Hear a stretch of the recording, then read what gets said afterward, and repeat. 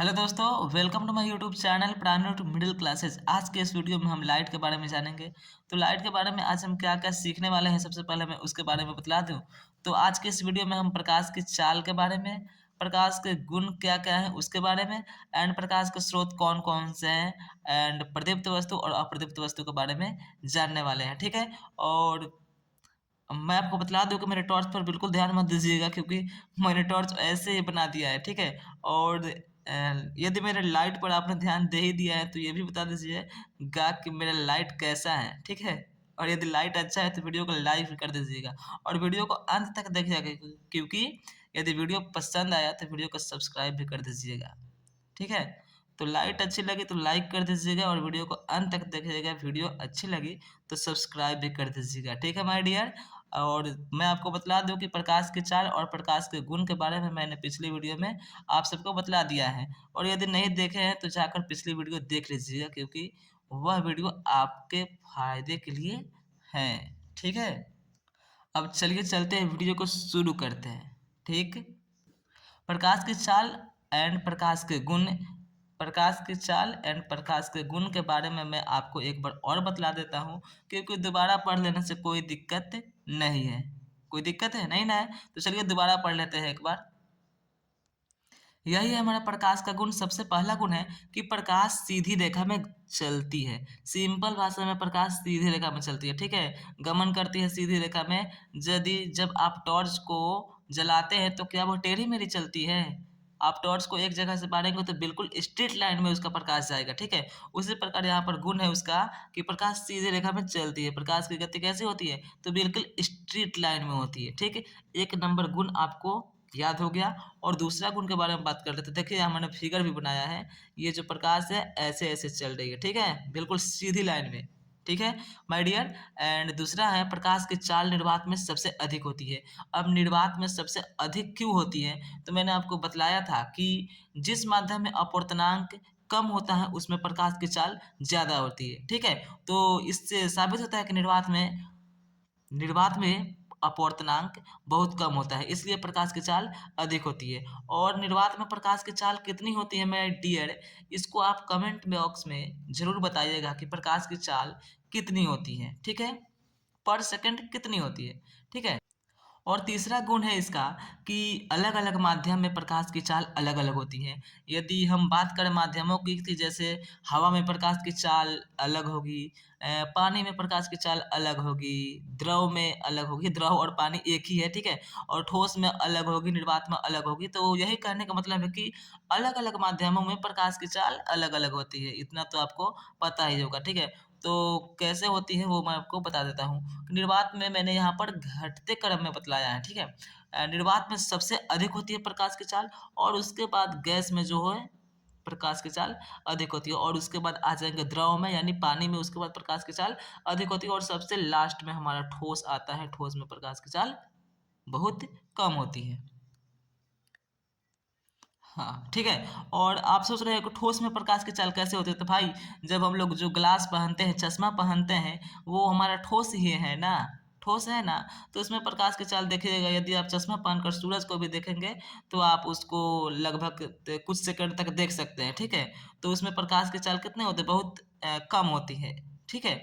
और निर्वात में सबसे अधिक होती है। और आपके लिए क्वेश्चन है कि सबसे ज्यादा अपवर्तनांक इन चारों में से किसका है, और सबसे कम अपवर्तनांक इन चारों में से किनका है? आप इसका आंसर कमेंट बॉक्स में जरूर दीजिएगा, ठीक है माय डियर।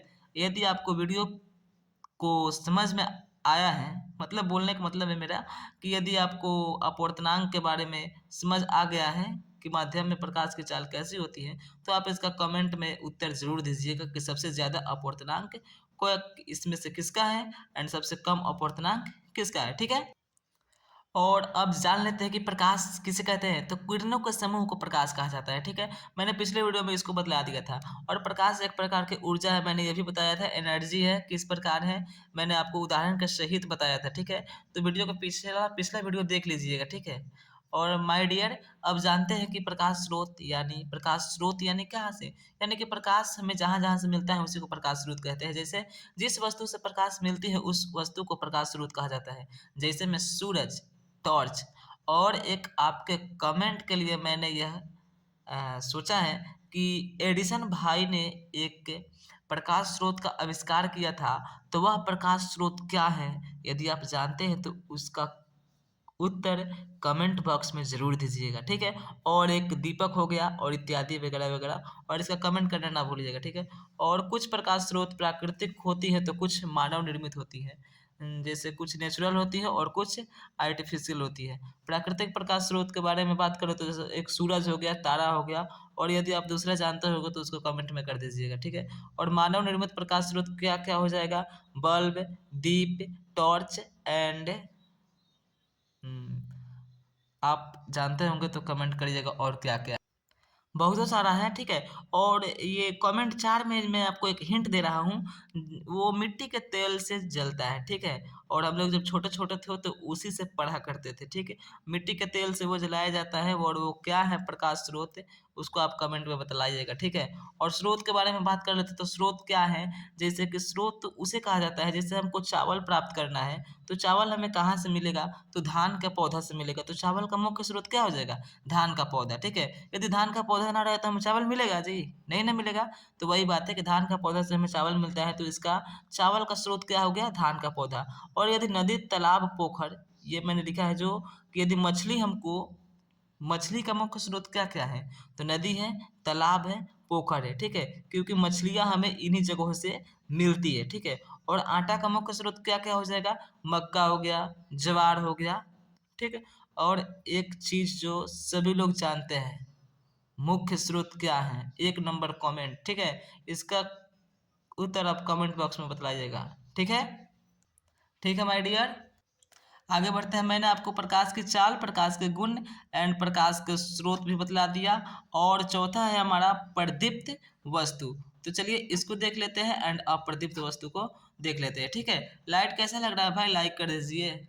चलिए, प्रदीप्त वस्तु, जो वस्तु प्रकाश उत्सर्जित करती है वह प्रदीप्त वस्तु कहलाती है। सिंपल सी बात है कि जो वस्तु प्रकाश उत्सर्जित करेगी ना वह प्रदीप्त वस्तु कहलाएगी। जैसे में सूरज है, वो प्रकाश देता है तो वो प्रदीप्त वस्तु हो गया, प्रदीप्त हो गए। और तारा है वो भी प्रदीप्त है। बल्ब है तो जो बल्ब नहीं जल रहा होगा वो प्रदीप्त नहीं है, क्योंकि बुझा हुआ बल्ब से प्रकाश नहीं निकलता है, जला हुआ बल्ब से प्रकाश निकलता है। तो यदि बल्ब जल रहा होगा तो उसको प्रदीप्त मानेंगे, ठीक है? लालटेन है और इत्यादि बहुत ज़्यादा चीज़ है, ठीक है? प्रदीप्त वस्तु में बहुत सारी चीज़ आ जाएगा। बल्ब, तारा, सूरज, लालटेन, मोमबत्ती यदि जल रही हो तो, ठीक है? और अप्रदीप्त वस्तु में जो वस्तु प्रकाश उत्सर्जित नहीं करती है वो अप्रदीप्त वस्तु कहलाती है। सिंपल सी बात है भाई, जो प्रकाश उत्सर्जित नहीं करती है वो अप्रदीप्त वस्तु कहलाती है। और जैसे में मुझे लिखने की ज़रूरत नहीं है, यदि आप पढ़ते हैं तो आप इसका कमेंट ज़रूर कर दीजिएगा कि अप्रदीप्त वस्तु क्या-क्या है, ठीक है? और मेरे भाई, मेरे माय डियर, यदि वीडियो अच्छी लगी हो तो वीडियो को लाइक एंड सब्सक्राइब ज़रूर करिएगा, ठीक है? और और कमेंट करिएगा, ठीक है? और नेक्स्ट वीडियो में हम पढ़ेंगे किरण के समूह के बारे में पढ़ेंगे, ठीक है? एंड इसी तरह का वीडियो मैं आपको प्रोवाइड करता रहूँगा, जिससे कि आपको बेनिफिट मिल सके, ठीक है? तो मिलते हैं अगले वीडियो में, तब तक के लिए bye. Thanks for watching this video. Video को लाइक, सब्सक्राइब एंड कमेंट करना ना भूलिएगा, ठीक है? My dear, thanks for watching this video. मिलते हैं अगले वीडियो में, तब तक के लिए बाय, टेक केयर, ठीक है? ओके।